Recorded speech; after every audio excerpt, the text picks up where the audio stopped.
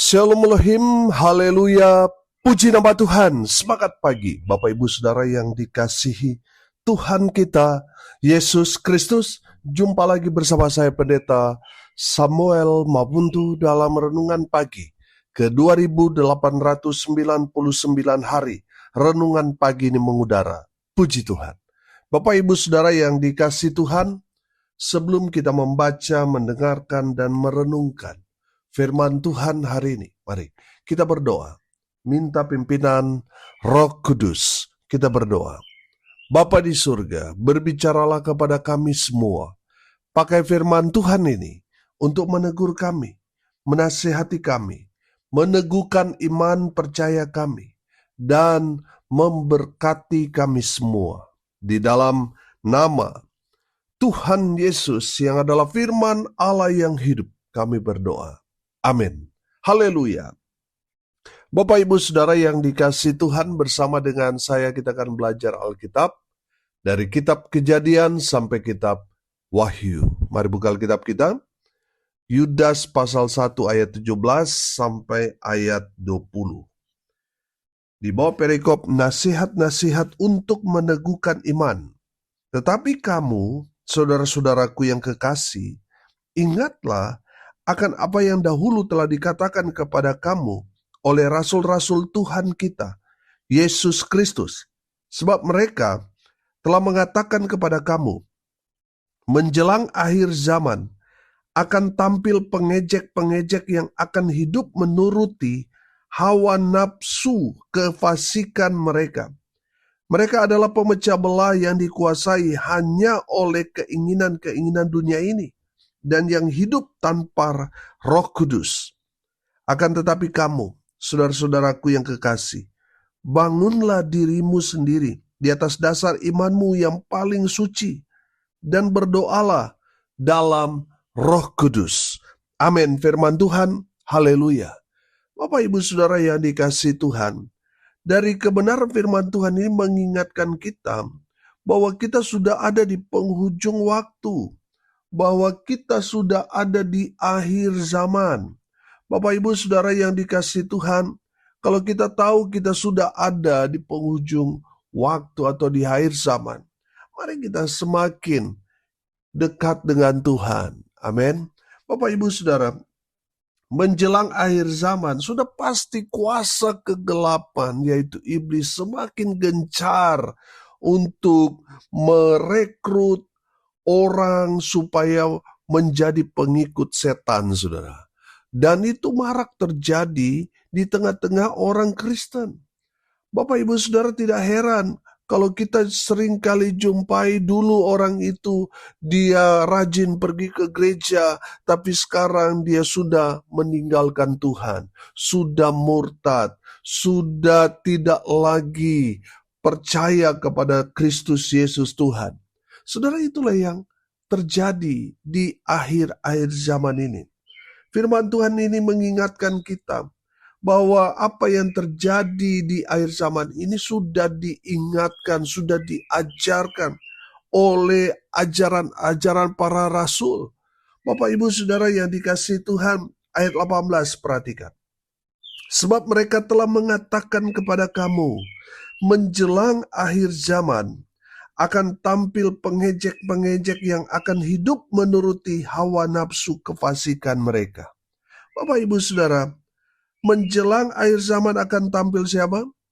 Akan tampil pengejek-pengejek. Bahasa aslinya empaiktai, yang artinya mereka yang mencemooh, mereka yang menghina, mereka yang mempermainkan, mereka yang merendahkan, meremehkan ajaran Kristen. Mereka ada dari luar, tapi ada juga mereka yang di dalam orang Kristen itu sendiri, yang sengaja disusupi oleh iblis untuk apa? Merecoki persekutuan orang percaya. Bapak Ibu Saudara yang dikasihi Tuhan, banyak juga kan orang-orang Kristen yang dipakai oleh iblis sehingga mereka hidup mereka jadi batu sandungan. Betul mereka orang Kristen, tetapi mereka masih hidup secara daging. Saudara yang dikasihi Tuhan, orang model seperti itu adalah orang yang dipakai iblis untuk menjadi pengejek-pengejek ajaran Kristen itu sendiri. Saudara, tidak sedikit kita jumpai mereka orang Kristen, bahkan mereka sudah terlibat dalam pelayanan, tetapi kehidupan mereka tidak jadi berkat. Bapak Ibu Saudara yang dikasihi Tuhan, dari kebenaran firman Tuhan ini kita akan deteksi mereka. Tanda-tanda pengejek, mereka masih hidup menuruti hawa nafsu.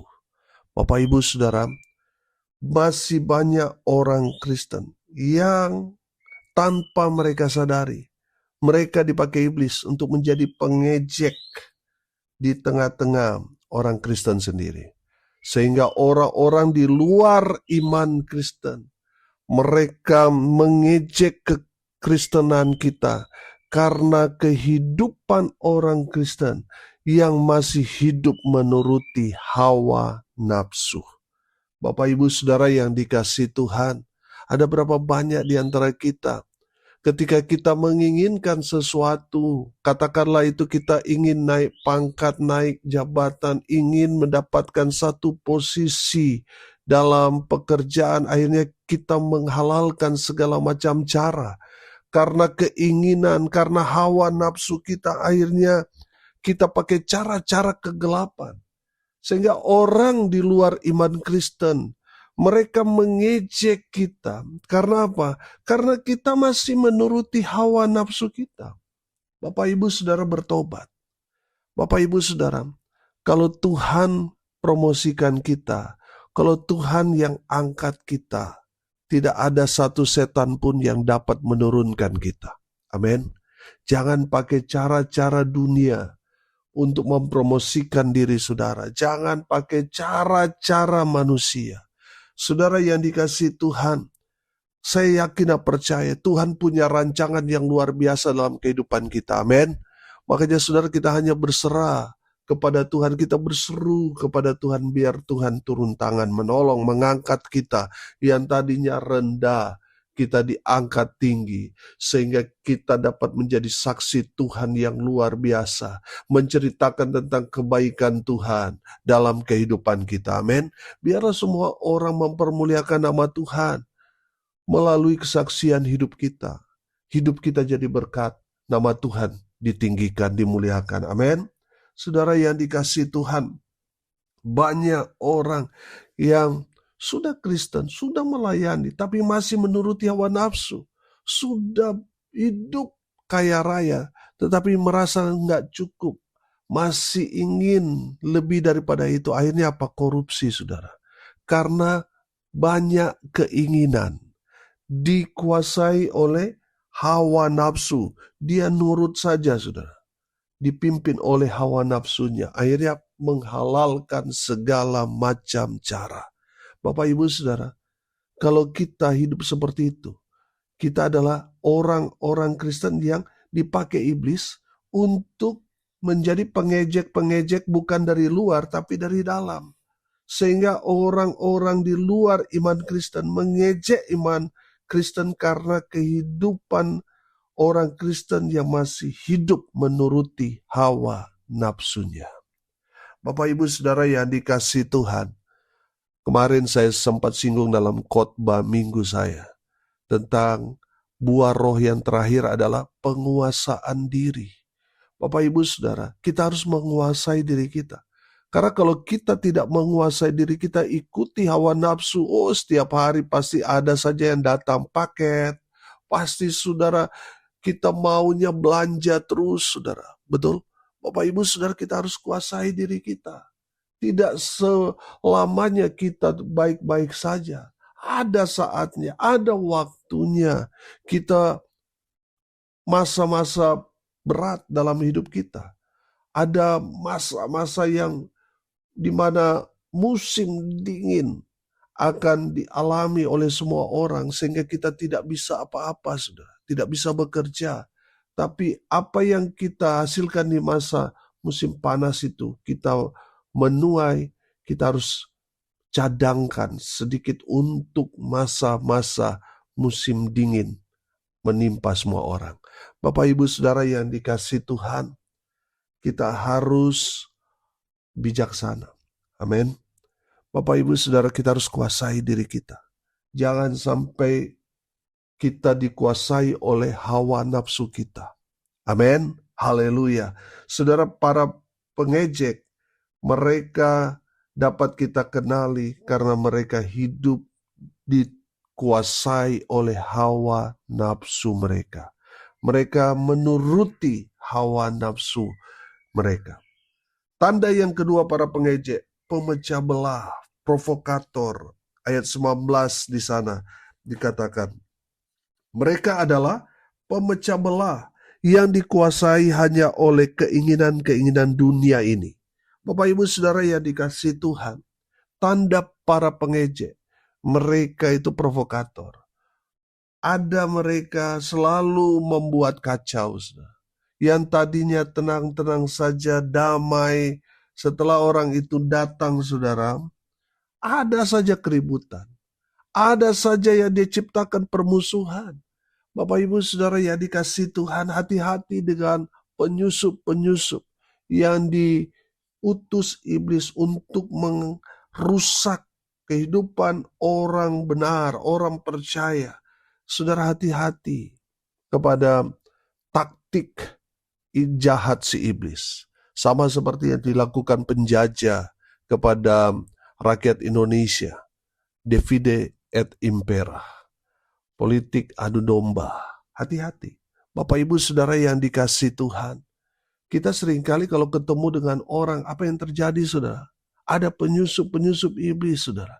Mulai kita cerita orang saudara. Akhirnya kita jadi gak suka dengan orang itu. Padahal belum tentu orang yang kita omongin itu saudara, dia salah.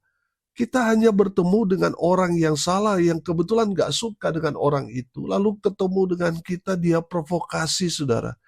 Akhirnya kita sama seperti dengan orang itu. Benci kepada sesama. Bapak Ibu Saudara, hati-hati dengan penyusup-penyusup iblis yang sedang menyusup kehidupan dalam persekutuan orang percaya. Hati-hati saudara. Iblis tidak suka kalau gereja Tuhan bersatu. Iblis tidak suka kalau keluarga hidup takut akan Tuhan. Makanya dia kirim penyusup untuk memecah belah persekutuan. Dia kirim iblis untuk menghancurkan kehidupan orang benar, orang percaya. Supaya apa saudara? Supaya kehidupan mereka diejek saudara. Oh itu orang Kristen tapi kehidupannya kayak begitu, gak benar dan sebagainya. Akhirnya apa saudara?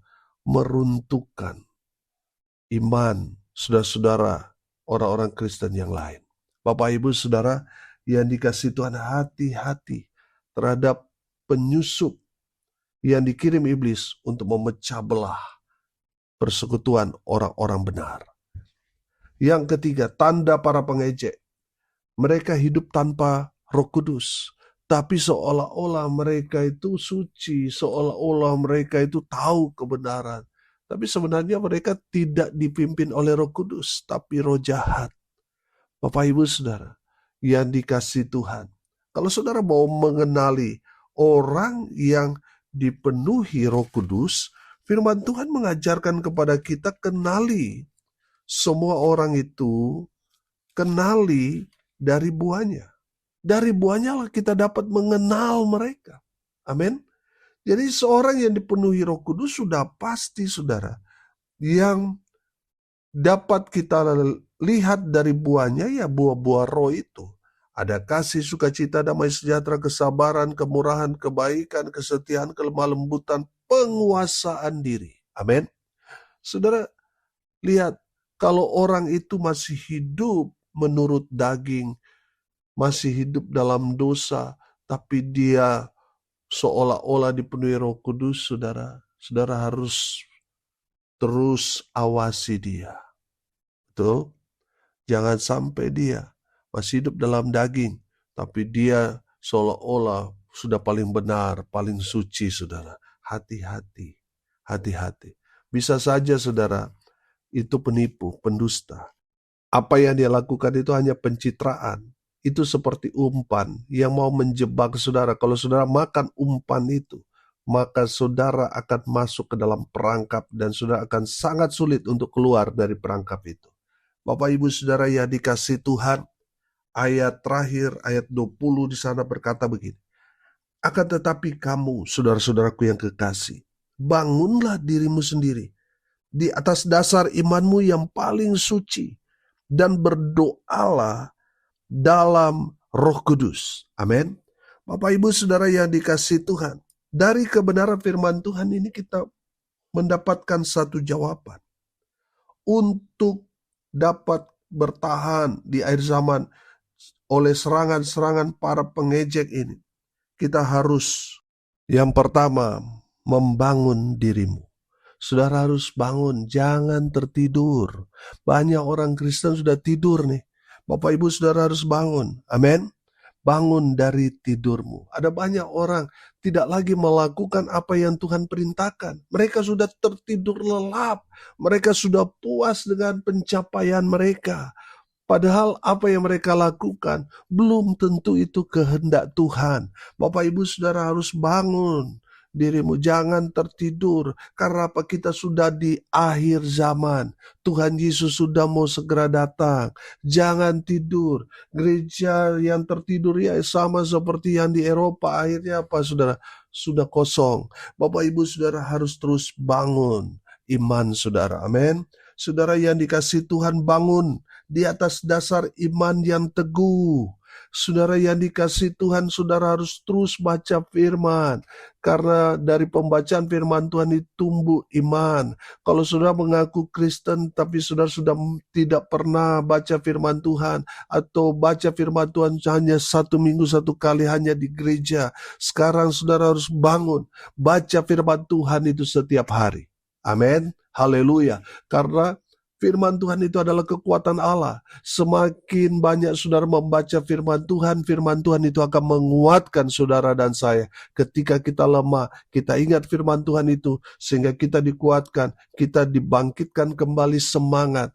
Bangkit, bangun dari tidurmu saudara, dan kuatkan dasar imanmu. Haleluya. Dan terakhir, firman Tuhan ini mengajarkan kepada kita, dan berdoalah dalam Roh Kudus. Haleluya. Saudara yang dikasihi Tuhan, terus bangun hubungan dengan Tuhan melalui doa. Amin. Berdoalah dalam Roh Kudus. Haleluya. Bapak Ibu Saudara yang dikasihi Tuhan, saya yakin dan percaya kalau kita terus membangun diri kita dengan pengenalan akan Kristus Yesus Tuhan, dasar iman kita semakin kuat, dan kita terus terhubung dengan Tuhan melalui berdoa dalam Roh Kudus, kita akan kuat menghadapi kerasnya kehidupan ini. Amin. Kita akan menghancurkan kuasa-kuasa gelap yang disusupi di tengah-tengah kita. Kita akan mengalahkan semua pengejek-pengejek itu dan keluar menjadi orang-orang yang lebih dari pemenang. Amin. Mari kita berdoa. Terima kasih Bapa di surga atas berkat firman yang sungguh memberkati kami. Berkati semua pendengar dimanapun mereka berada. Tuhan memberkati hidup mereka. Rumah tangga mereka diberkati. Usaha pekerjaan pelayanan mereka dibuat beruntung berhasil dalam segala hal. Mereka yang sakit Tuhan sembuhkan. Mereka yang lemah Tuhan kuatkan. Hibur mereka berduka cita. Dan apa berdoa biarlah berkat surga turun memenuhi semua pendengar.